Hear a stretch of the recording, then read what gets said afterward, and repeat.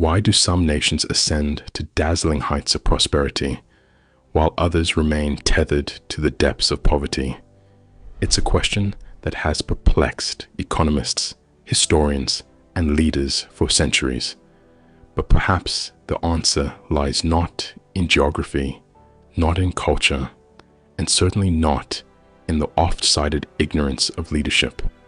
In this journey, through the groundbreaking work of Darren Acemoglu and James A. Robinson's Why Nations Fell, we'll uncover a profound truth.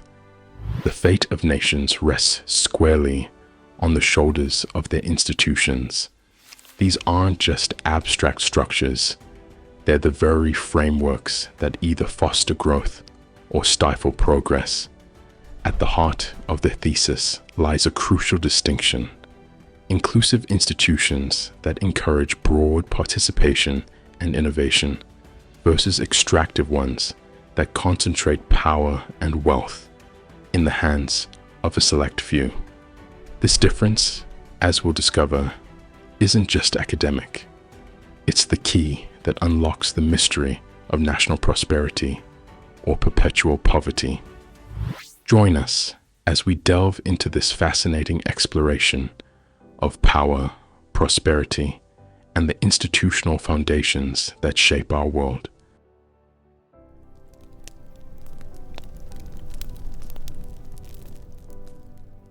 When we speak of extractive institutions, images of overt oppression often spring to mind: brutal dictatorships, blatant exploitation, iron-fisted control. But the reality, as Acemoglu and Robinson meticulously reveal, is far more nuanced and insidious. These institutions often operate beneath a sophisticated veneer of legality and tradition, making their extractive nature harder to detect, yet equally devastating. Consider Venice during the Middle Ages, a maritime powerhouse whose initial success was rooted in surprisingly inclusive institutions. The commenda system, a revolutionary concept centuries ahead of its time, allowed merchants of any wealth or status to invest in trading ventures. This democratization of commerce ignited unprecedented economic dynamism, transforming Venice into a beacon of prosperity. But as Venice's wealth grew, a subtle transformation began.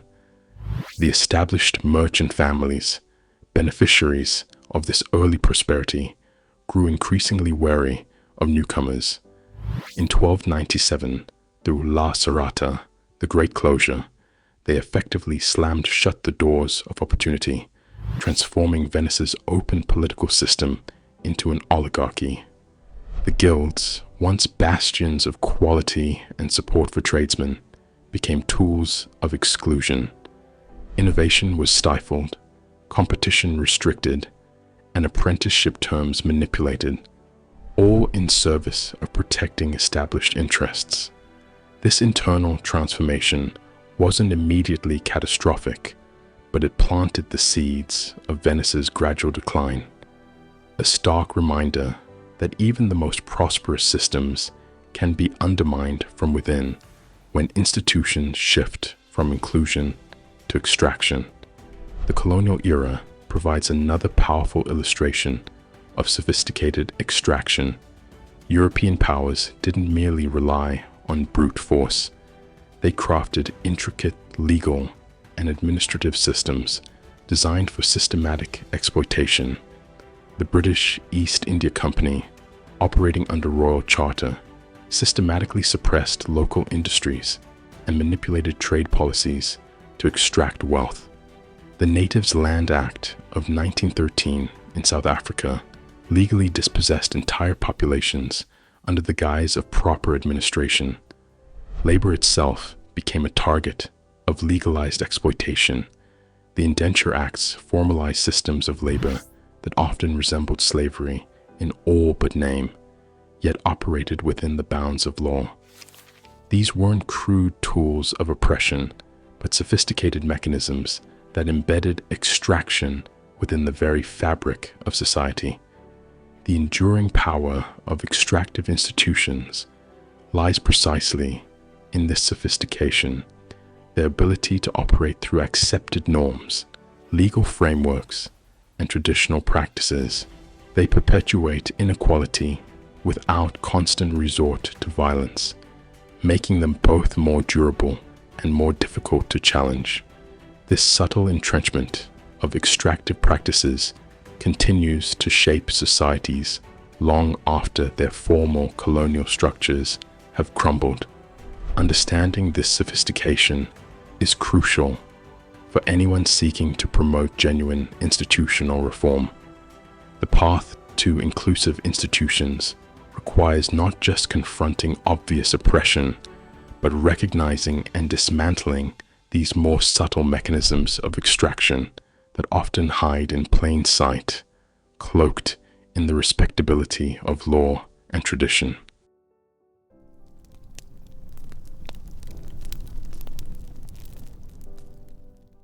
Beneath the surface of every nation's institutional framework lies a complex web of power dynamics, a constant struggle between various groups seeking to shape society's rules to their advantage. These aren't merely abstract conflicts. They're the very forces that determine whether institutions evolve toward inclusivity or descend into extraction. The Glorious Revolution of 1688 in England provides a fascinating case study. Prior to this watershed moment, England had witnessed decades of tension between monarchy and parliament. King James II's attempts to consolidate royal power triggered widespread alarm, but this wasn't simply a conflict between Crown and Commons. A remarkable coalition emerged. The gentry, merchants, segments of nobility, and commoners, united by their shared opposition to unchecked royal authority. The revolution's success wasn't merely about replacing one monarch with another. The Bill of Rights of 1689 fundamentally recalibrated England's power structure, establishing constitutional checks that would shape centuries of democratic development. This transformation wasn't driven by abstract ideals, but by the aligned interests of diverse groups seeking protection against arbitrary rule. But institutional evolution isn't always progressive. Consider the concept of creative destruction, the process where new innovations render existing technologies obsolete. While vital for economic growth, this process often faces fierce resistance from established elites whose positions are threatened by change. The Ottoman Empire's response to the printing press illustrates this dynamic perfectly. While Europe embraced Gutenberg's invention, sparking an intellectual revolution, Ottoman authorities restricted its use for centuries. This wasn't mere technological backwardness. It was a calculated decision by religious and political elites who recognized that widespread access to information could undermine their authority. Similarly, China's Ming dynasty, despite possessing advanced naval technology and conducting impressive maritime expeditions, abruptly halted its oceanic ventures. The bureaucratic elite, fearing that maritime trade would empower merchants and local authorities, chose internal control over external expansion. This decision, driven by power dynamics rather than capability, significantly influenced China's historical trajectory. Even in modern times, we see this resistance to change manifesting in sophisticated ways. Established industries lobby against regulations that might threaten their dominance. Incumbent firms employ various tactics, from influencing legislation to controlling narratives, to protect their interests. These aren't simply cases of greed. They represent rational responses from those whose power is threatened by institutional change. The struggle between forces of stagnation and progress isn't just about good versus evil. It's about understanding how power dynamics shape institutional evolution. Breaking free from extractive institutions requires more than good intentions. It demands building coalitions capable of overcoming entrenched interests and creating new power equilibria that favor inclusive growth.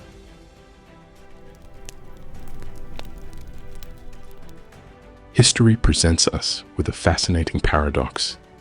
Regions once celebrated for their wealth and sophistication now rank among the world's poorest, while former backwaters have risen to unprecedented prosperity.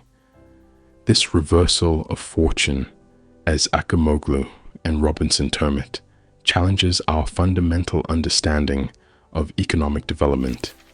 The key to unraveling this mystery lies not in geography or cultural differences, but in the institutional frameworks established during critical historical junctures, particularly during colonization. European colonizers didn't apply a uniform approach across their conquered territories. Instead, they adapted their strategies based on what they found.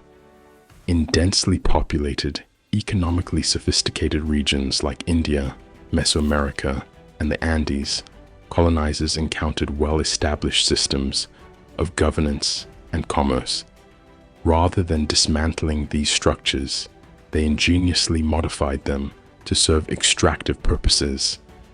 The Spanish encomienda and mita systems in Latin America, for instance, transformed existing labor arrangements into brutal mechanisms of exploitation, particularly in mining and agriculture. Contrast this with sparsely populated regions like North America and Australia. Here, lacking dense pre-existing structures, colonizers often settled in larger numbers, bringing their own institutional models. These settlers, seeking opportunity and freedom, established relatively more inclusive systems of property rights and governance, though often at the tragic expense of indigenous populations. Disease played a devastating role in this institutional divergence. The introduction of European pathogens decimated indigenous populations in the Americas, creating demographic voids that facilitated the establishment of new institutional frameworks. This tragic circumstance, paradoxically, influenced the development of more inclusive institutions in some regions. Labor dynamics further shaped these institutional paths. In settler colonies, the abundance of land and scarcity of labor created conditions where workers held more bargaining power, fostering institutions that protected individual rights.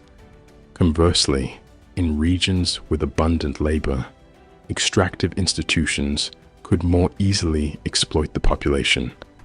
Perhaps most critically, these initial institutional choices created self-reinforcing cycles, what economists call path dependence. Extractive institutions, once established, generated powerful incentives for their own perpetuation. Even after independence, many former colonies maintained these extractive systems, with new national elites simply replacing colonial powers in the exploitation hierarchy. Yet this historical determinism isn't absolute. Some nations, like Botswana, have successfully broken free from extractive patterns through deliberate institutional reforms. These exceptions prove that while history's weight is heavy, it isn't insurmountable. Understanding the reversal of fortune reminds us that prosperity isn't predetermined by geography or culture, but shaped by the institutions we choose to build and maintain.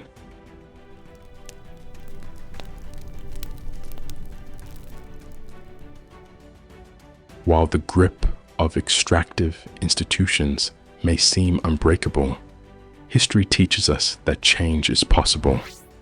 The path toward inclusive institutions, though challenging, can be navigated through deliberate action and strategic reform. The first crucial step is building broad coalitions. Inclusive institutions rarely emerge from elite benevolence. They're born when diverse groups unite against extractive systems. The emerging middle class, working populations, and even forward-thinking elites must find common cause in pursuing reform. Education stands as another powerful catalyst for change. An informed citizenry becomes an empowered one, capable of demanding accountability and driving innovation. When people understand their rights and possibilities, they're better equipped to challenge extractive systems. Institutional reform requires careful policy design, establishing universal property rights, transparent legal systems, and effective checks on power. These aren't mere technical adjustments, but fundamental shifts in how society distributes opportunity and authority. Economic diversification plays a vital role. Moving beyond extractive industries requires investing in technology, infrastructure, and entrepreneurship. Creating multiple paths to prosperity helps break the stranglehold of traditional power structures. However, the road to reform faces significant obstacles. Entrenched elites naturally resist change, often employing sophisticated tactics, from co-opting reform movements to spreading disinformation. External influences can either support or undermine progress, while cultural traditions may resist changes perceived as threatening. Yet, moments of crisis can create unexpected opportunities. Natural disasters, economic downturns, or political scandals can disrupt the status quo, creating openings for reform. Visionary leadership can seize these moments to implement lasting change. The journey toward inclusive institutions demands persistence and strategic thinking. While the challenges are formidable, the potential rewards, shared prosperity, innovation, and human flourishing make the struggle worthwhile. Through collective effort and unwavering commitment, societies can break free from extractive patterns and build more equitable futures.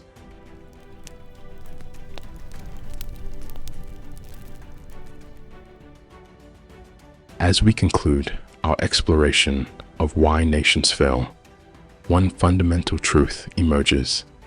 A nation's destiny isn't determined by geography, culture, or chance, but by the character of its institutions. The sophisticated mechanisms of extractive systems, the complex dance of power dynamics, and the long shadow of historical decisions all shape the present-day reality of nations. Yet our journey reveals something equally important: the possibility of change. While the path to inclusive institutions is challenging, it's not impossible. Through coalition building, education, and strategic reform, societies can transform their institutional frameworks and unlock shared prosperity. The power to shape this future lies not just with leaders, but with each of us. By understanding these dynamics and actively participating in institutional reform, we can contribute to positive change. If you found value in this exploration, join our community by subscribing, share your thoughts below, and become part of this ongoing conversation about how we can build more inclusive and prosperous societies.